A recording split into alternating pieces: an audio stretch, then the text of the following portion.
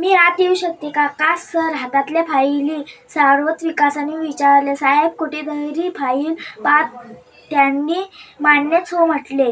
व्यक्त केली. क्षणभर विकासाला वाटले आपण आपल्या खिशातून साहेबांना 80 रुपये काढून द्यावे, पण त्याने तसे केले नाही.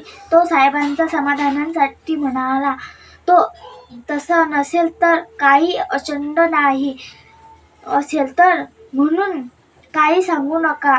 यानंतर असली मुलं कार्यालयात आपली. मला आजवरून त्यांनी विकास आत आल्यावर न पाहताच ओळखले अन तक्रारींची सुरुवात बोलले. विकास सर, कालच्या त्या मुलानं 80 रुपयांना फसवलं, त्यामुळं हे सारं घडलं. ही मुलं मंदिर असतात. तुम्हाला त्यांचा कसा पुरावा आला तेच मला कळत नाही. 100ची नोट घेऊन गेला. एकदा गेला तूच गेलास. बघा, त्यांची पाण्याची बाटली मला 100 रुपयात पडली. एका दमात साहेबांनी मनातली नाराजी सांगली. टिम्म